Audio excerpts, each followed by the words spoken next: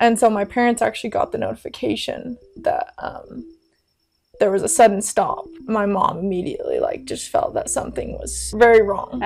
My dad just got the prompting that this would not be a fluke or just like something really easy that we'd get through. Like it was going to be really difficult for me and my family, but that it would be such an experience that would strengthen the testimony of so many people and their faith and prayers and like help our family. So they were able to Lifeflight me to St. George. Okay. And then they took me in for emergency surgery. So emergency brain surgery, yes, right? I mean, that is what she needed, was brain surgery. This is another miracle. The surgeon that was on call at the St. George Hospital, he's like one of the best in the state. And just happened to be there, ready to go. Right on call that weekend, like... It's just pretty unbelievable. If there's one note that I've seen weaved through your story, it is that everybody at different points, from your parents, from Cody to you, there's a lot of revelation coming down. There's a lot of assistance that's helping you get through something really hard, which goes to show that we don't have to do things on our own and without help. Like we can be asked to go through or thrown into such super hard, difficult circumstances, and it can be really hard if we try to do it alone. Exactly. But if we'll notice the miracles and notice the nudges and notice the inspiration in whatever way that you receive it, we can have an easier time. Right. Welcome to the Pretty Sister Podcast. I'm your host, Callie Stoyer. I'm so happy to be back with you again. And especially today, well, every day I say that because I'm always happy to be doing this. It's super fun. But today I have a really new special guest, Maddy.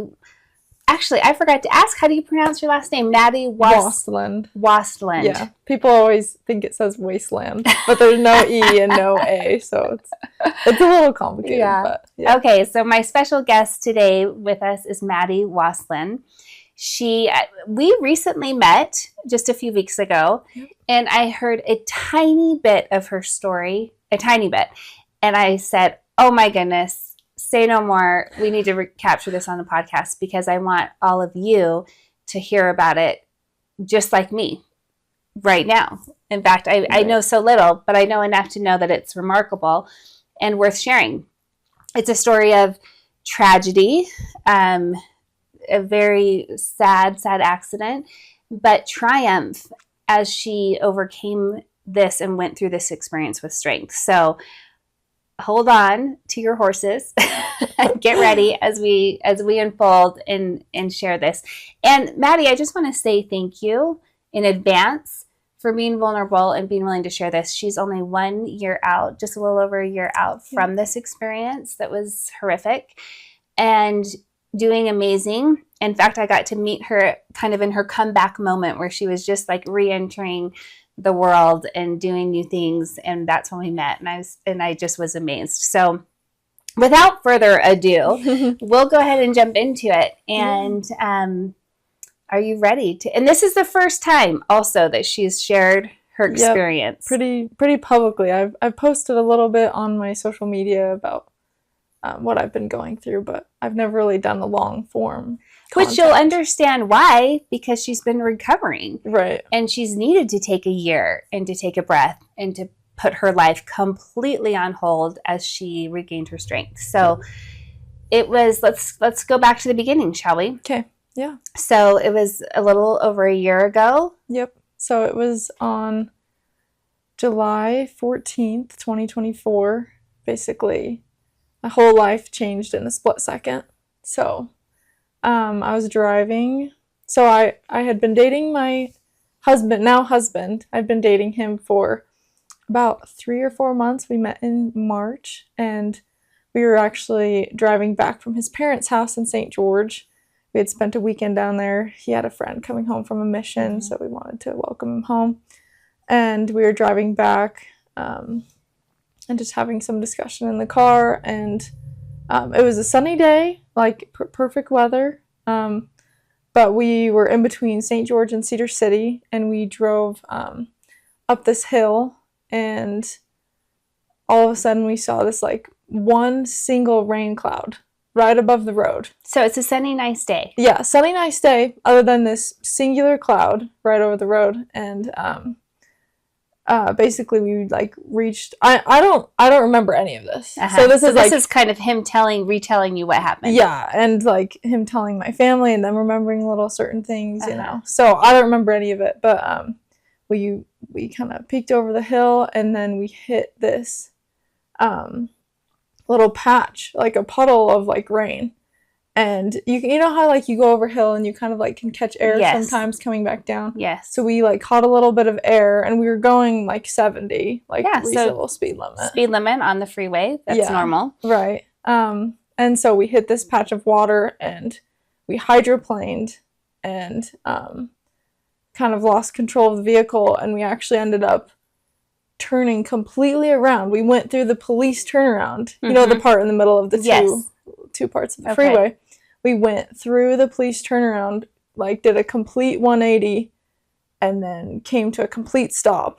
And on the other side of the freeway? On the other side of the freeway. Wow. So we did a complete 180. We're like parallel with oncoming traffic. Like if we would have been facing, we would have passed away for sure. Yeah.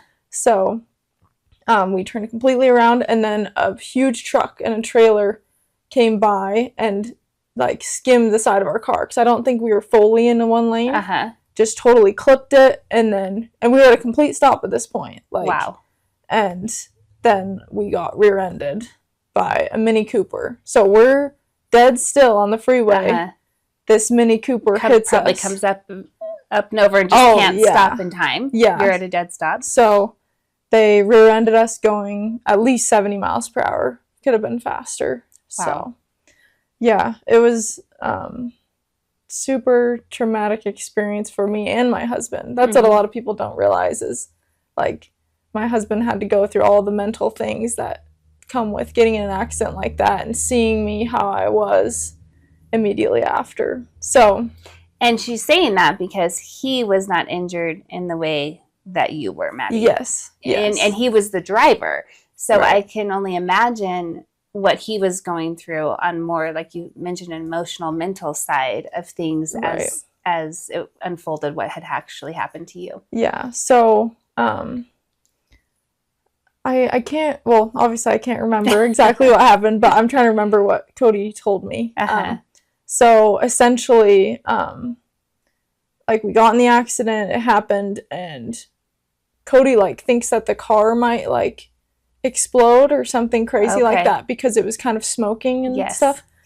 And so he came around, and he was wearing slides in the car, so like his shoes came off in the accident, and there's just broken glass everywhere, like all over the road, and he's like sprinting through broken glass barefoot. Like his feet are like bleeding, to come and like hurry and try and get me out of the car. And you're unconscious at this point. Completely unconscious. Like I think he kind of, it's, I don't know, a little disturbing, but he saw me like kind of convulsing and my eyes rolling back in my head.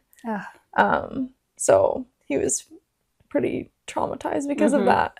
But anyways, this is kind of the first miracle where he didn't know like whether to get me on my seatbelt or not, because I had taken a lot of like EMR classes, and you like do not move the body if there's a potential brain or spinal cord injury, right? Because you don't want to make it worse. So he's probably paralyzed with fear of, what do I do? Yeah, he just had no idea, and so he was like thinking that he should get me out of the car in case the car was like gonna like explode or something like that. And there was obviously like miles of traffic just backed up. And it actually ended up happening where this girl that worked at the St. George Hospital was driving, or she might have worked at the Cedar Hospital, but she drove in between Cedar and St. George to like go home, and from like her work from the hospital. She was a nurse, and she had actually decided to go back to St. George because she forgot her sweater at her work. Like, it just Wow. happened to, And who like, goes back for their sweater? right, like the whole 45-minute drive. It's pretty crazy. I need that sweater. Yeah. So she decided to drive back and just pick it up really fast, but then she hit all this traffic, and I think she had like a prompting to get out of the car and see what was going on. And so she gets out of the car and sees Cody just like distraught, like traumatized, does not know what to do. And she like was able to calm him down, and she knew exactly what to do, like how to like treat me, if I like should be like removed from the car or not. So she was able to calm him down. So what did they do? Did they remove you, or did she assess that you could stay in the car? Yeah, so she figured out that I could stay in the car. Like, the car wasn't in any danger of like exploding or stuff like that.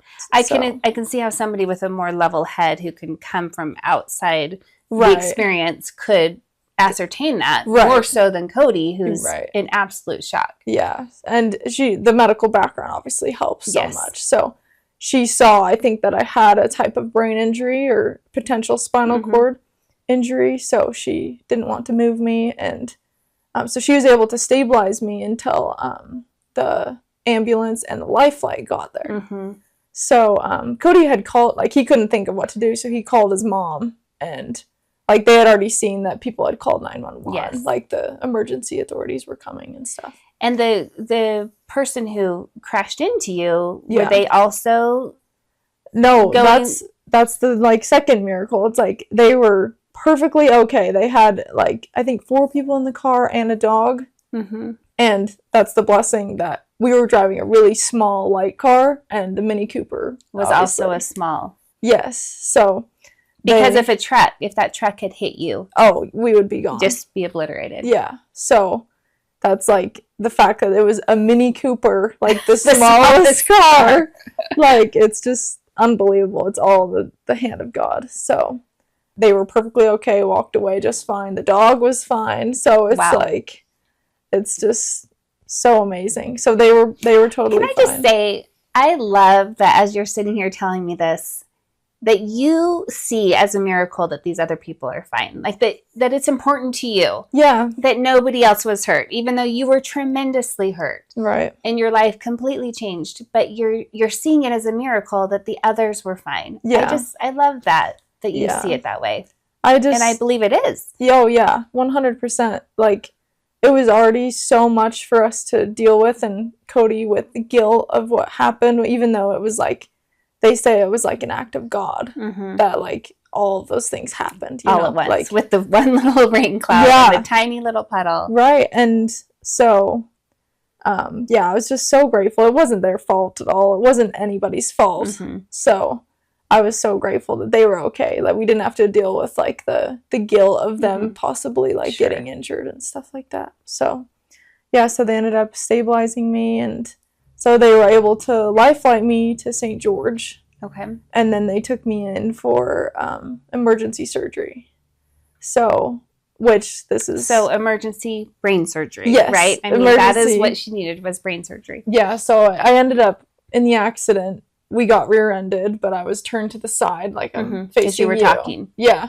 And Cody was driving, so you'd be like, Cody was sitting, and I was sitting in the seat. And so we got hit from behind, and so obviously the chair came forward and my head came back. So did you slam into the glass? No, if I'm thinking about my physics correctly, the car came forward, so I hit my head like to the left first, and then I rebounded, and this is like another miracle.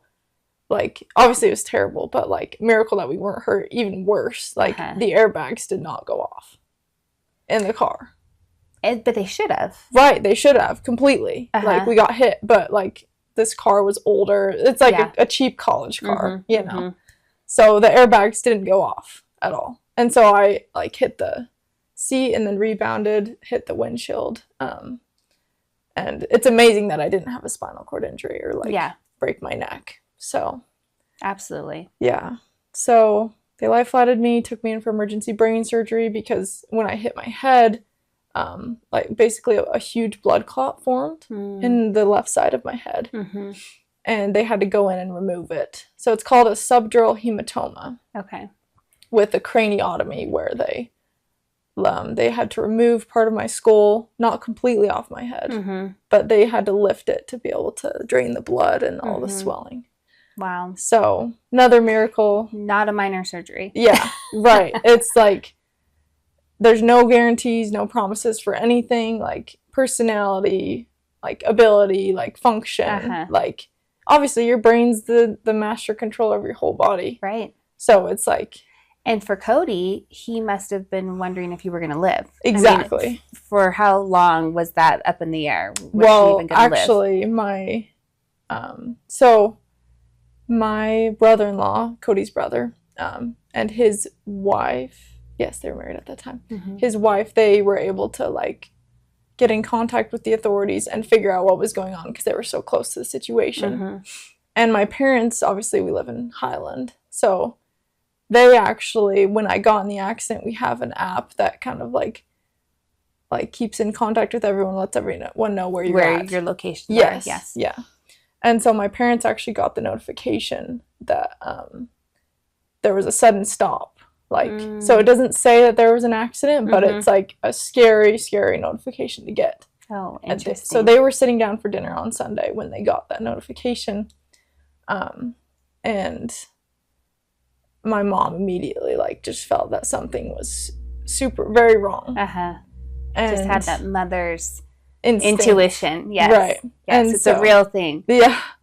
And so there's actually a spiritual experience of my dad's because he got the notification as well, and he was just hoping that like my phone flew out the window of the car, you know, because they were aware that I was driving back from St. George with Cody, and so he got the notification. He's like, oh, like maybe her phone. Maybe she's taking a picture. Right. And just, I do that a lot, actually. And whoops, I got my phone. Right. So he was hoping it was something. We parents come up with the craziest right scenarios to calm our minds. Right. So he was hoping that it just happened like that. But he actually got a prompting from the spirit that it was like, this is not that type of situation. Like, so they both knew. Yeah. They were being prepared for what was to come, because this was a big thing. Right. So my dad just got the prompting that this would not be a fluke or just like something really easy that we'd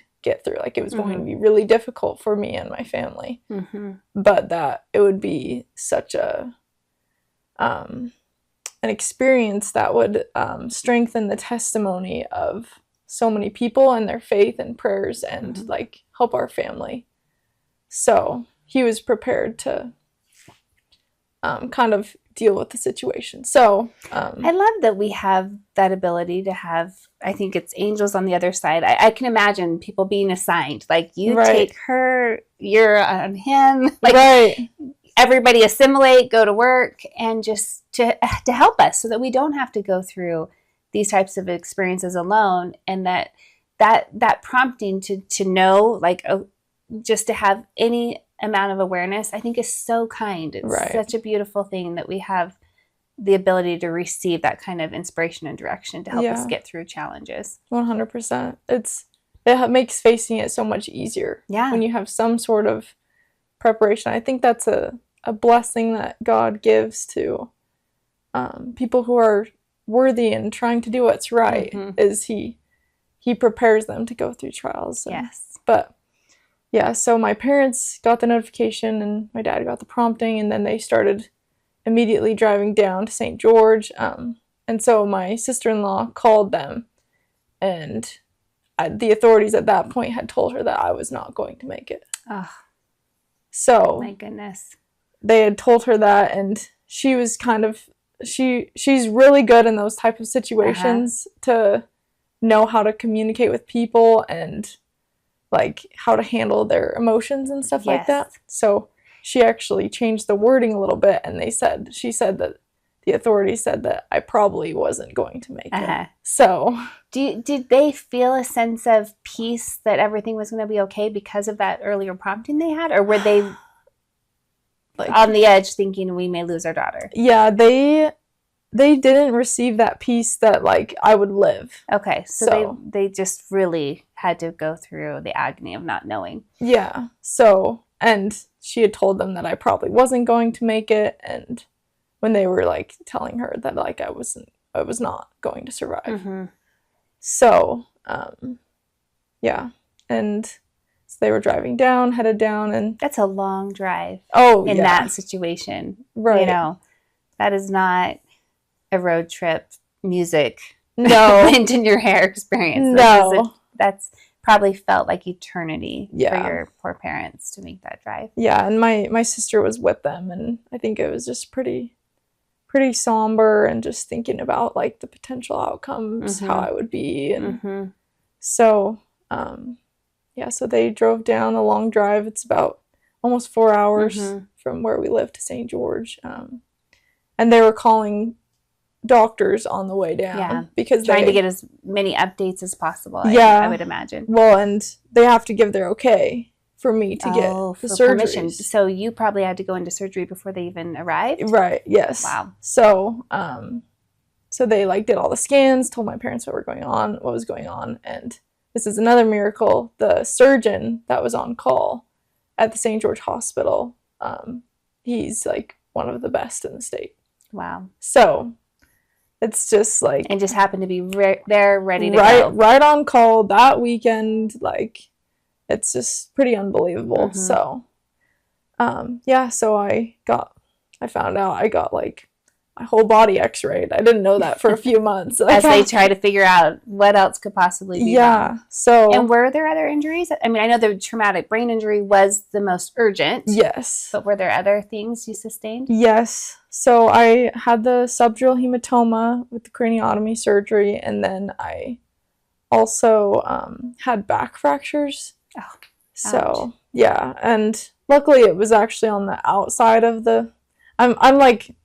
I studied a lot of medical things in college, so I like know the specific names. But it was on the side of like, they're called the transverse processes of my back, and so those were fractured L2 to L5. Wow. So that needed to do some healing. Which is on its own a pretty big deal. Yeah. But I guess relative to what you were going through, you're like, just a back fracture as well, L2 to L5. Right.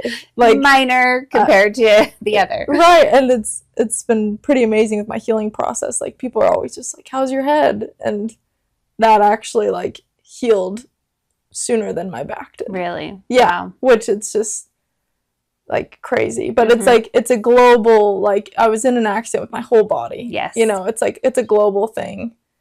My mom said that she, like, it was pretty traumatizing for her to see me after the surgery, because it kind of looked like when like a little kid, you know, how they like will shake their dolls with like Barbies, you know, and the hair like will just get all ratted. Yes. And like, that's like how you were just a mess. Yeah. Like head to toe. Yeah. Just my hair was just like, I had been thrown around in the car. Yeah. So no mom should have to see that. That's hard.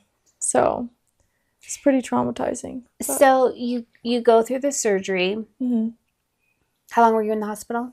So I actually ended up only being there for 2 weeks, which crazy coincidence. Yeah. It's not a coincidence, but I had a neighbor who went through like a really bad brain injury, and he's around my age, but he ended up having to be in the hospital, I think, for like 3 or 4 months at least, maybe up to 6 months if I'm remembering correctly. So another miracle that I only was in there for 2 weeks. Wow.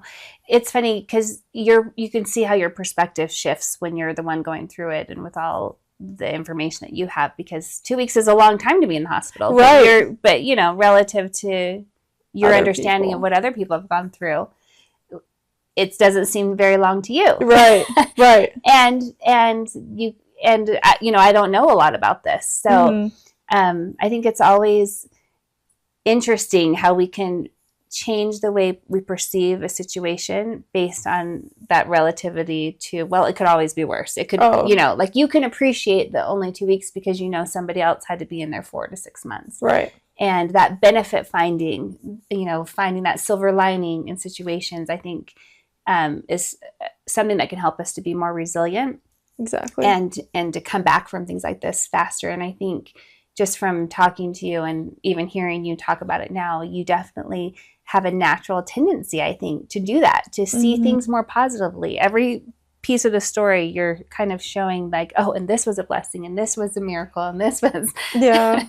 So I can imagine that must have been really contributing to your recovery, and the speed of your recovery is your attitude, your positivity, and the way you see it. Right. And that was, it's not just like a natural tendency, I would say. Like, that was like a gained trait that I had to work at. Okay. So it's not just like, you know, I feel like a lot of people have a natural like capability to be really positive and see the light, but it's like that's something that I definitely had to work on every day throughout my life. Okay. Every time you have to this was your marathon moment to like because she's a runner actually. Yes. Which I think let's talk about that, because you were on the BYU track team. Yep. When all of this happened. Yeah. So you're somebody who was very active, and then boom, it's all taken from you, even your ability to walk. Yes. Yeah. So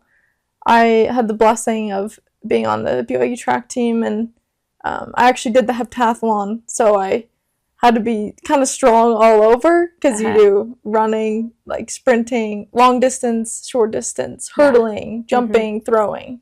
Wow. So it's kind of all of the above. So I loved it. That was like one of my favorite opportunities that I've had in my life, was to be able to compete and represent BYU and all that it stands for. Yeah. But again, that was another miracle about the accident is you were in peak shape. Yes, exactly. Going into this, which you probably really needed to be. Exactly. To handle what was to come. Yeah, and that was actually something that the doctor said like would help me so much in my recovery, because I was in the best shape of my life. Like, my neck was strong, my shoulders, like my legs, everything like that. So I was able to protect my joints, my neck, my head. Were you wanting to compete at that level or something else? I'm just curious on the track team. Yeah. So I actually started out, like, basketball was like my first love, and that was my main sport. Track was just a side thing. Yeah. So, which I feel like that's a lot of people that actually do track. They usually are trying for another sport, but then they're like, I'll just do that. And then they end up loving it. Well, I just think the reason I asked is my mind's just thinking how we don't often always choose the things necessary that are preparing us for something else. Right. But you can see it in reverse in hindsight. Like, you can see now, oh, I needed to be that type of athlete, preparing my body in this way to be able to handle this. But I think God knows. You know, someone upstairs knows and is directing us. And so what could have seemed in your track experience like maybe a letdown or a detour, or maybe not exactly what you wanted, was exactly what you needed for what was to come, to protect you, to give you the strength that you needed. Right. And I think that just happens in all areas of our life. If we can just trust and allow that natural pathway and process to unfold, or endure certain things, because you had to go through probably a tremendous amount of training to get your body into that physical shape, which then prepared you for the training that had to happen a year for this past year as you recovered. Yes. Yeah, exactly. It's actually something that I thought about a lot. Track was a very different experience than playing collegiate basketball. Both were super difficult, but in different ways. And so track, it's you versus you. Your body's your only tool. So every single day you're pushing past your limits. Like, your personal record last week, you have to beat it this week. Yeah. To get better. So it's like you just did the hardest workout of your life today, and the next week you're doing the same thing and you have to do it better. Yeah. But that type of fortitude is what you had to do in the year of recovery, because it was you versus you. Yes. Yeah. You mastering your body, you pushing yourself forward to the next level, you versus you, and you already knew how to do that. Right. And like, this was a little bit different because it's like you don't have teammates cheering you on. You don't have your coaches. Like, obviously I had my family and my parents, and they're like, could not have done this without them, but it's like I had every excuse to not recover. Like, to just be down and be depressed and like, poor me, you know, Yes. like, this was not something that I asked for. Yeah. And that's an easy road to take. It's like, that would be that self-pity that you had every right to feel. And I'm sure had moments of feeling that. Yes. But to indulge in that completely and not get up and not recover gracefully and beautifully the way you did, I mean, that's the harder thing to do, but then exactly what you needed to do. Yeah. So real quick, before we talk more about your recovery and the lessons learned, because I know there were so many that you want to share, give everybody a baseline for you wake up from brain surgery and like all the things you had lost that you did need to overcome in the coming year. Yeah, I think I had obviously had no clue, like, everything that you lose, which this was actually another thing that prepared me to go through this trial, because I had a little taste of it. I actually became friends with a girl at SUU, Southern Utah, where I played basketball, and she had been through a traumatic accident like this, and she was actually paralyzed from the waist down. So I was exposed to her and, like, learning how much she had to go through, and just, like, I don't know, I thought of her so much in my recovery. Yeah. And that's another example of, well, it could be worse. Exactly. You did have the blessing of not having any paralysis. Exactly. And yeah, it's just God knows exactly what trials we can handle and overcome, because we've talked about it, and she's like, I could never do like what you did with a brain injury. Like, I can't do that. But I'm over here like, I could never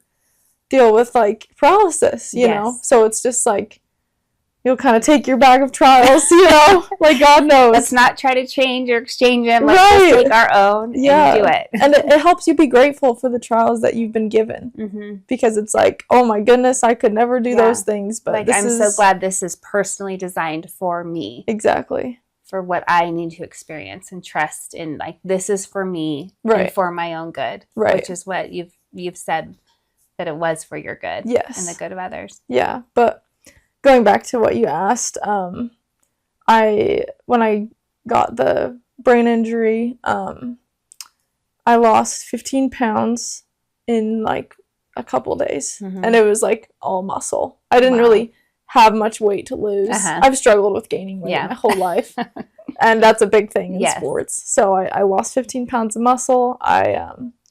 Trying to remember everything, because once you're not dealing with it, you kind of forget. But I couldn't hold a fork. I couldn't feed myself. My mom had to feed me for the first little bit, and I couldn't wash myself. I couldn't shower. Like, I don't know. Like, I couldn't really like raise my arms above this height. Wow. Because like, it was just so everything was like broken, and like your brain like loses the coordination when you get in an accident. Between like the communication the neurons. It's just gone, and so you like lose control of like your arms, like your legs, and like with the fractures, like it was so painful. Like just laying in bed, and like my voice was kind of messed up because they had to do a like a tracheotomy, or I think that's what it's called. Yeah. A windpipe down your throat, and so like I couldn't swallow. Like, it was actually pretty dangerous. Like, I couldn't eat whole food for like a week, which was terrible. Just having mush. Oh my goodness, they call it like minced and moist. That was the diet I was on, and I'm like, I can't eat this. Cody had to like force me to eat it. But yeah, so I had trouble swallowing, like which luckily with the brain injury, I didn't lose any of my memory. But I just would get like super overwhelmed and overstimulated. So I actually dealt with some seizure-like episodes in the hospital. So like when there's too many people, or like people talking to me a lot, like just shut down. I'd start to get really hot, and like that was kind of a sign that I was overstimulated. Yeah. And so I had these kind of like tremor-like episodes where like I couldn't control my arms, if that makes sense. It's kind of weird to explain, but it's amazing how the body responds to things. That kind of stimulus. So you had a long road of recovery, and lots of new things that you had to learn to do. It took you about a year to do all of these things, but let's also layer on to that just to give people some context of the things you were going through. You had, at the time of this accident, you'd been dating Cody for a few months, and you guys were newly engaged, right? Yes. So newly engaged, and you were to be married in a few months, yes, if I remember correctly. So here you are, freshly engaged. He's dealing with all this guilt from what just happened, and you're to be married in a few months, and you can't hardly function. You have to learn all of this. Talk about a trial of adversity to start a relationship off with. And it could go in many different ways, because also at the time with a brain injury, you don't know even if you're going to regain your personality or if things are going to change. There's a lot of unknowns in this moment. So let's tell everybody how you guys handled that and what then transpired, because that's a lot of decisions to make.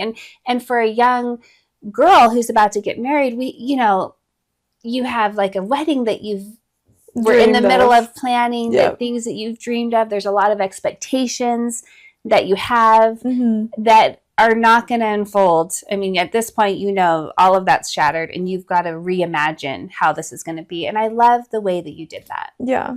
Yeah, I definitely had to adjust my expectations, change like what my vision was of the day. So Cody and I, we were like almost engaged. He had gotten permission from my dad, and we'd ordered the ring, but he hadn't proposed. He hadn't actually proposed yet. Right. So then we got in the accident, and before we got in the accident, we had set a day for us to get married. Okay. And we had picked September 20th. And so I felt really good about the day. Like it would work out with like my then plans of like doing track and stuff like that.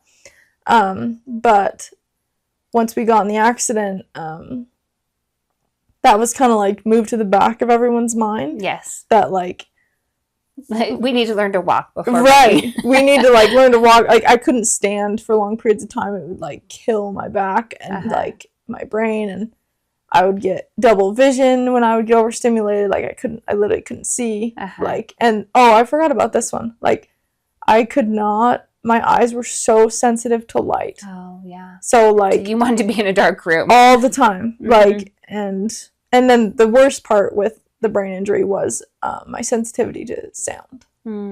So like I couldn't even, this is pretty crazy. So you need a dark, quiet room. Right. No stimulus. No stimulus, no people.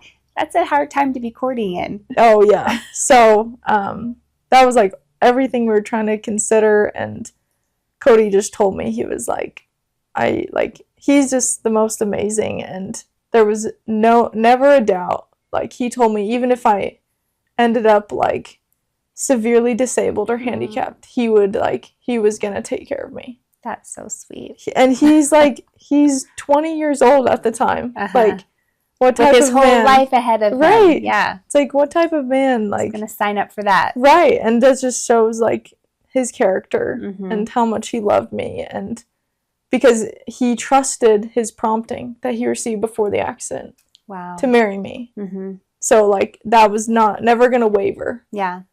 That says a lot about him, and just to all of us who are listening, that we can trust, the fact that he trusted that prompting. Because how many times do you get an answer and then you question it and you go back and forth, and then you want another answer and another answer? I remember when my daughter was getting married, I had to remind her of that, because she had received an answer, but then she was second guessing herself. But am I really supposed to marry him? Is this really?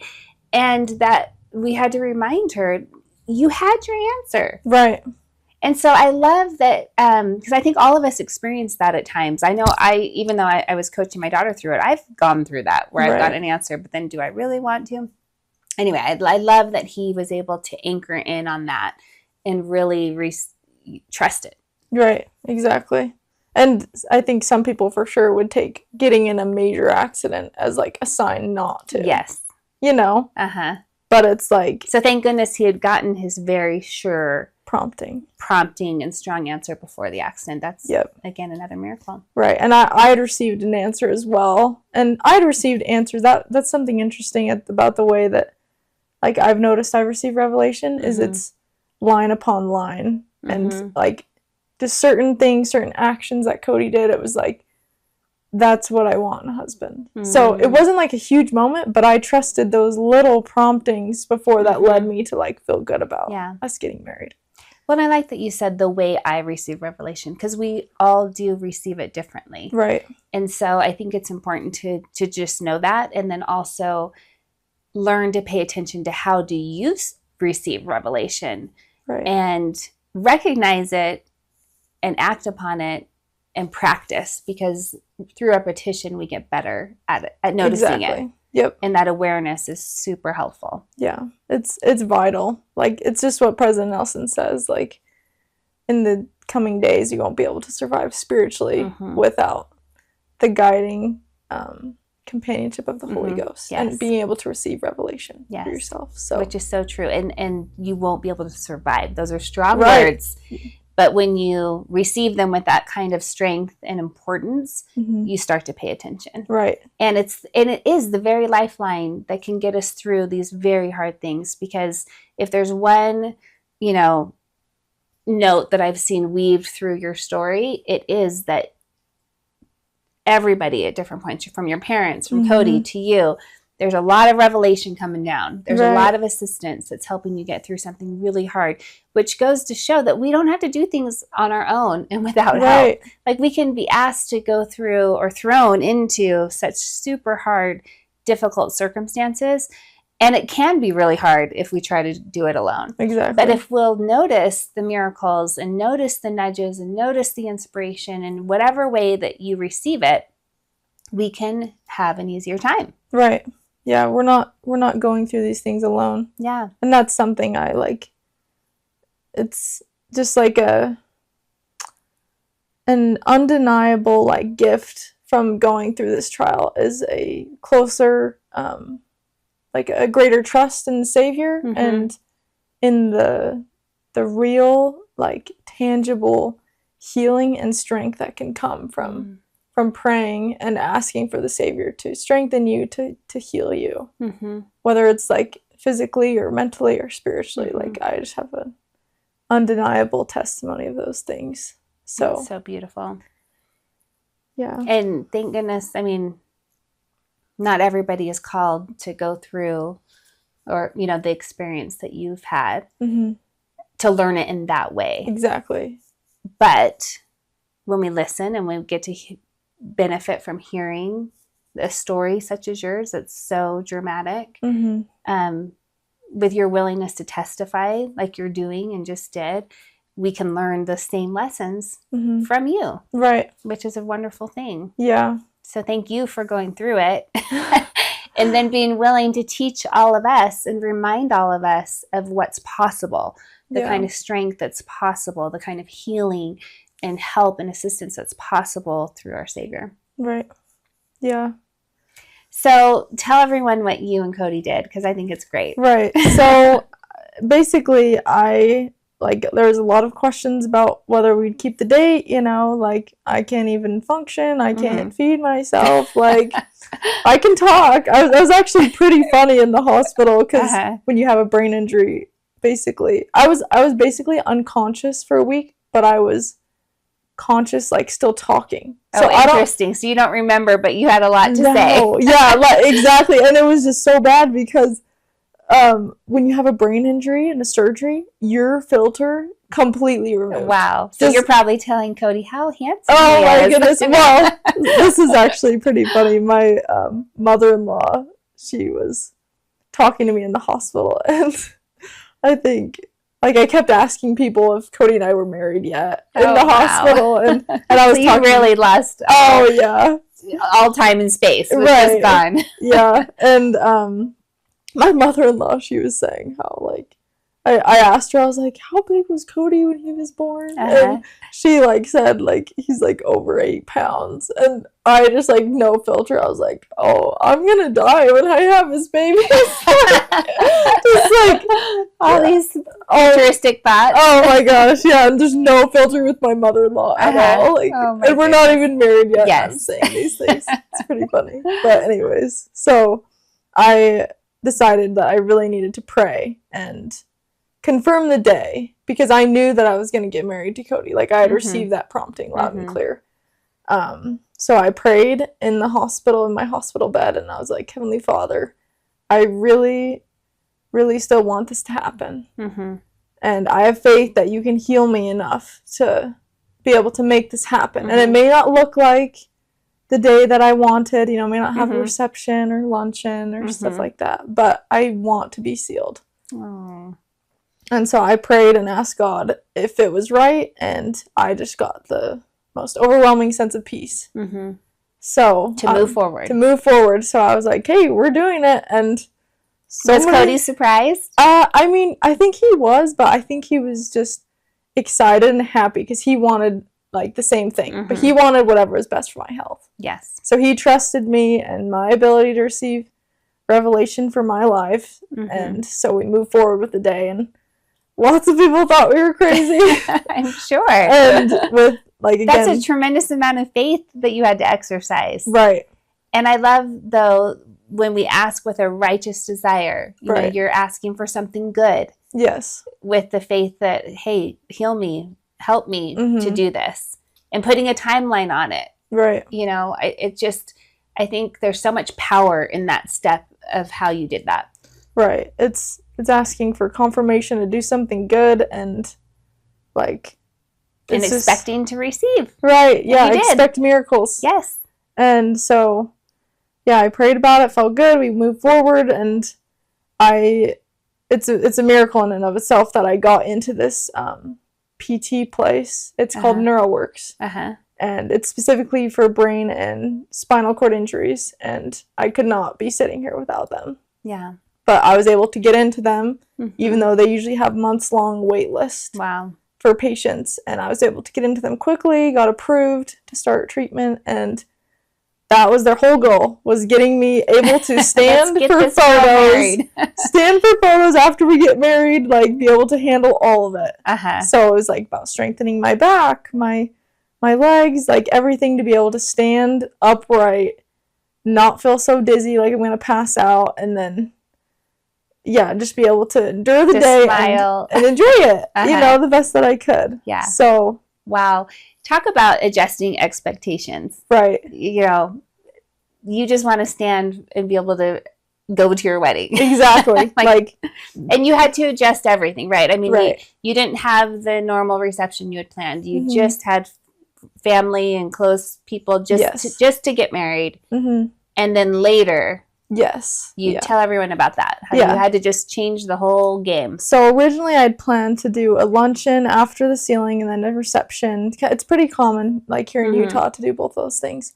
And I, like, wanted to invite everybody that I knew, and like my friends, family. I wanted everybody to meet Cody. Big celebration. Right. And so that was my original plan. But I ended up obviously having to change that because I was even questioning if I could get through, like, the sealing and then the photos after. So I changed my expectations. I was like, nope, no reception, no luncheon, and I just, like, invited only those to come to the sealing for photos. And so, and then I just planned to, like, do a celebration open house later the next summer or spring.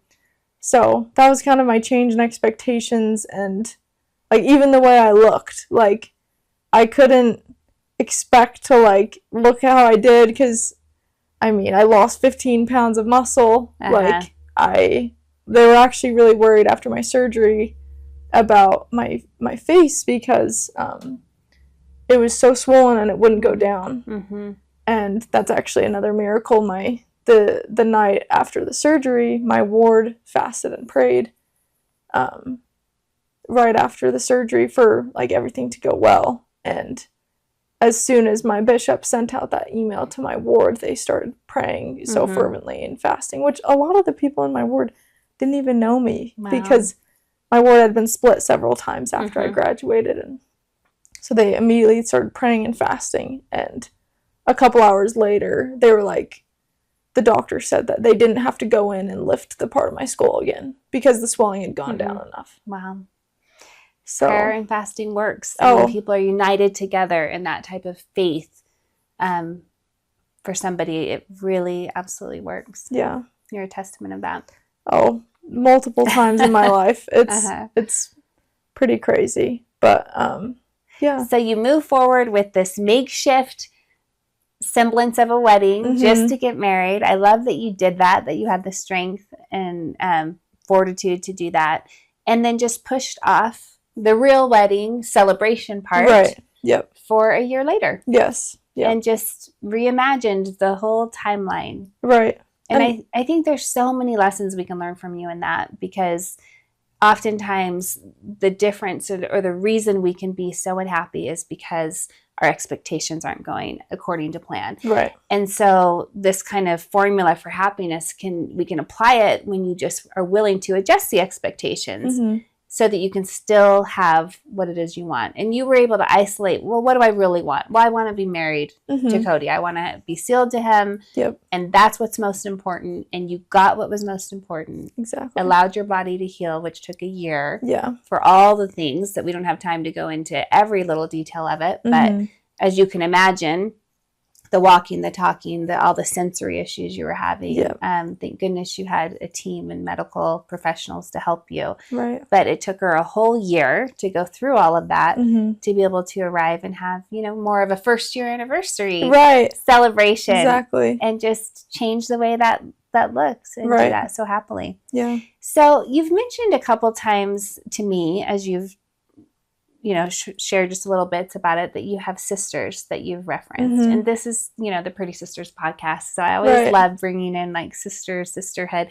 Tell me, you have sisters that have helped you, probably some friends. Like what kind of strength did you gain or lessons from reaching out into the community of support that you had through sisterhood?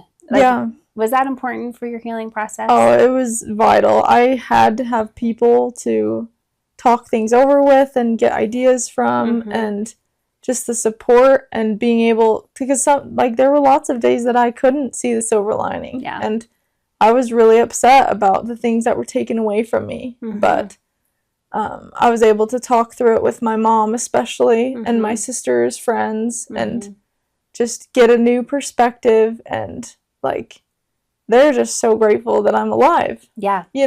Yeah. So it's like it made it a little bit easier to you're probably wanting to run track and they're like, but you're alive. Right. They're pointing out some of I'm sure for you, a lot of these miracles you can sit and calmly and, just rattle off now were probably really hard to see at the time. Yeah. And others had to help you get there. Right. They heard a lot more about things that I hadn't because I forgot in the hospital.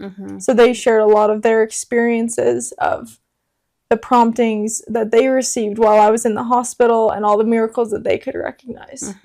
So they were able to point those things out to me, and it just humbled me every time they shared, to recognize the things that were good and that God was truly looking out for me and my family. He saved me for a reason.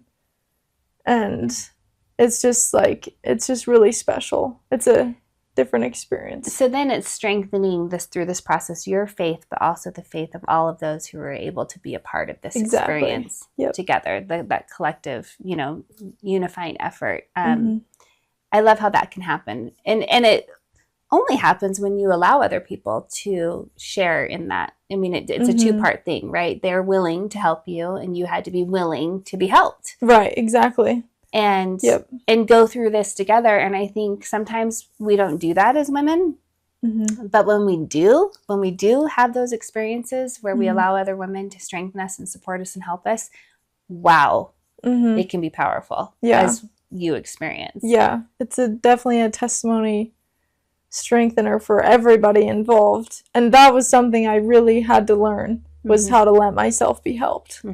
And with my mom helping me get dressed. I couldn't get dressed for a really long time. I couldn't put my shoes on, which is just pretty unbelievable to say.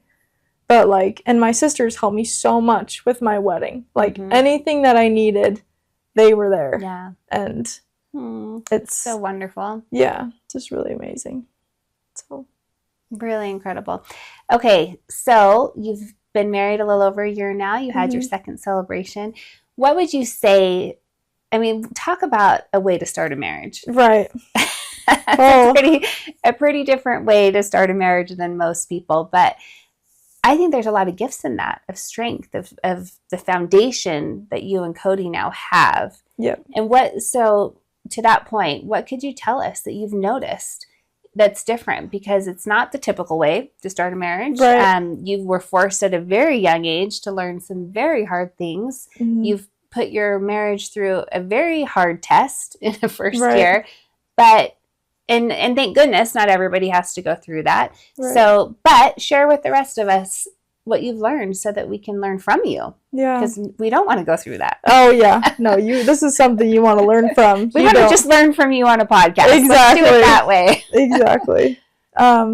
Yeah, some things that Cody and I have noticed is just the emphasis on keeping our covenants and keeping our promises that we've made with God. And, like, everything else works out. And even if your spouse is struggling to, like, keep their covenants, as long as you are, like, faithful and keeping them, like, you will be blessed. Uh-huh. And your marriage will be strengthened, and we've just, like, gained such a testimony of that. Mm-hmm. And so, basically, we've seen that God blesses those that are desiring to do righteous things, like we talked about. Like, us getting married, we're blessed with, like, different insurance things and stuff like that to be able to keep going. Mm-hmm. But the other thing that we've learned is trying to think of how to say it exactly. Is basically we have a lot of confidence and faith moving forward in life because we've seen the real hard moments. We've seen each other at, like, the lowest of our lows. And, like, we know how each other acts and responds in that. So we don't have to, like, be scared in the future if, like, something really bad happens, because it's already happened. Yeah. Like, and this is not me asking for any, like, more difficult trials. Right. But we just know how each other responds. We know we can count on each other. You're ready. Yeah. It's like, probably a little bit of a feeling of bring it on. I can do anything. I'm a little bit invincible. And I appreciate what you're saying. It's like, well, I'm not asking for problems. Right. But I think there's a readiness, though, that gives you confidence knowing that, but no matter what, come what may, we've got this. Like, we've got each other. We can do it. And I think we don't have to be asking for problems, but to be ready like that, to be prepared, gives you so much confidence and strength. Right. And knowing that God, like you've talked about covenants, and I think that's so powerful. And for those of you who maybe aren't we're both members of the Church of Jesus Christ of Latter-day Saints, and we take this word covenant to be very serious, meaning that we've made promises to God that we will keep, and that we then trust and know that God will keep his promises. And so by doing that, you receive a lot of power, a lot of God's power, I think, to help you to go through things. Right. And I love that with that, having experienced that, really putting it to the test, and you had to receive God's power to help you recover emotionally, spiritually, all of those ways. You now know you can. Right. You know how this works. It's like, yep. It's real. Yeah, it's real. I'm keeping my promises in marriage that we make, and, promises, like you said, to live righteously, to keep the commandments. Those are the kinds of promises we're talking about, and that God will then give me the strength and power to do what I need to do. Right, to overcome. It's very true. So amazing. Okay, so we're just approaching our time. I want to just ask you, what else, is there anything else that I didn't ask, or that you're just aching to share with us through this experience? I know we've covered a lot, but are there any final thoughts that you want to share? Let me think. I can look at my notes. She's so prepared. She's got some notes, her journal, which I'm sure, I hope you've written things down, because, there's a lot of growth and experiences you've had in this past year. For sure. I've tried to record it. That was another problem I actually had. My hands were and my fingers were so weak after the accident that I actually couldn't write for long periods of time. Yeah. So I did a lot of audio recordings. That's great. And probably a lot of, I know you've said you've asked your sisters, you've had to ask Cody, like, what really even happened, and they've had to retell you things as you've been remembering. Right. I'm sure some of it's come back through remembrance, and then some of it's just gone, and you've had to piece it all together. Right. As you've experienced this, but I challenge you to continue to record and write this down and get it down. I mean, there could be a future book here, Maybe. I mean, we're just barely scratching the surface of the things that you've learned. And I think the things that you'll continue to learn as you grow in your marriage. I mean, you're just a newlywed. Right. That's pretty crazy. But with so much power and strength launching you, which is pretty exciting. Yeah. It's pretty wild.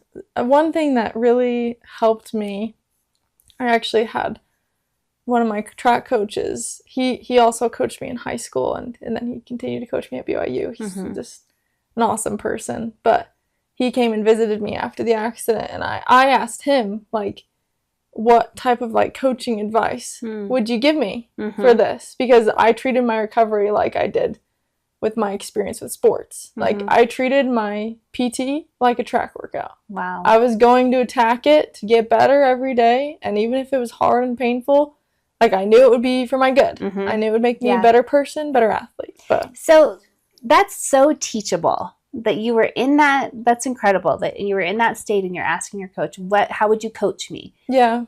That's something I think we all can learn from, is when we find ourselves in these really hard circumstances, to be teachable, to ask for help, and then to attack it in that way. That's beautiful. Yeah. So I asked him for his advice, and he said, like, this type of trial, this is bigger than just you, which, like, kind of shocked me a little bit. I was like, what do you mean it's bigger than me? I was in the car. Yeah, I'm like, I had the brain surgery. Exactly. I'm like, I had the brain injury. I'm dealing with a lot of this, which Cody obviously dealt with a lot too. But it's like, you kind of have to be self-focused when something like that happens. And I was with my health and thinking about the things that I needed. But he told me, it's like, this is bigger than just you. You owe it to your husband, Cody. You owe it to your future children to put the work in, to recover from this, to not be bitter, to see things with a positive light. So it's like, thinking of it that way completely changed my perspective, and finding that deeper motivation was just so key for me to finding the deeper meaning, to being positive, to using it to, like, draw me closer to God. Because I easily could have chose to be bitter or upset. Mad. You lost your track career. Exactly. You lost so much. You lost your beautiful wedding. So many losses, and you can always see the losses or the miracles. Right.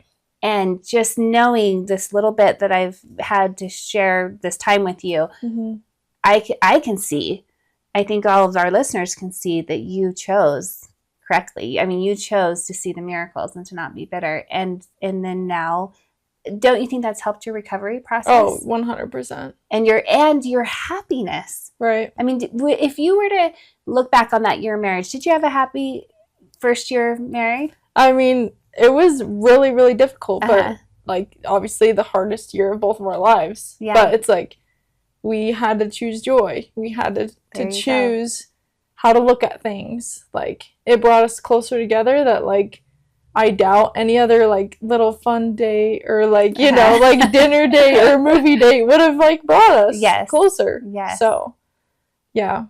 Which is cool that you can look back and see all the positives. And, yeah, no doubt there was a lot of hardship in that you can't just gloss over, or you can't acknowledge. And I'm sure there were many tears and many hard things that you had to experience. But this overarching desire to see the silver lining, desire to recognize the blessings, desire to experience truly the miracles and the strength of the Savior is such a cool thing that you did, that you're continuing to do. And I think was something that, as you learned, it had to do it. I mean, your life had to depend upon it in that year.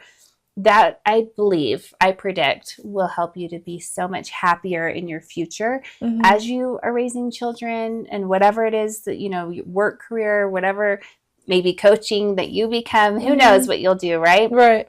But this skill that you've learned to find and see miracles in every aspect of it is going to help you tremendously and help anybody who listens and learns from you. Yeah. And the way that you did that. Yeah. Yeah. It really just, the question that like has come up throughout my life, and especially during this trial, is just like, who do I want to be? What type of person do I want to be? And that's like something that's independent of anybody else's reaction, choices, like anybody in your life. It's like you can control who you are and how you respond to things. Are you going to be resilient? Are you going to choose to find the miracles? Are you going to choose to be bitter and angry? It's like, that's just not the type of person that I want to be. Yeah. So deciding every day that like I woke up, it's like, who do I want to be today? How am I going to respond? And that's a daily choice you had to make. Exactly. Yeah. I'd open my eyes and feel my body just so broken. I felt like a grandma. Like, I'm like 24, 23 years old. Yes. Like, and my body just feels like a grandma. And it's like, I feel like this, but I can still choose who I want to be today. Yeah. And today, do you feel stronger? Yes. Better a year later? And I'm sure you still have time to recover, or have they given you a clean bill of health? I mean, they've basically given me a clean bill of health, but typically with these brain injuries, my doctor said up to 5 years of recovery. Okay. So you're on your journey. Yeah. You're on your path. Deciding, I love it, every day who you want to be. And I think that's a great place for us to end, is that challenge to all of us. Who do you want to be? How do you want to face adversity? You're going to have it. And so you might as well do it with some strength, with the ability to choose how you're going to respond, to choose resilience, to choose to see the miracles. I think that's just a beautiful thing we've learned from Maddy today.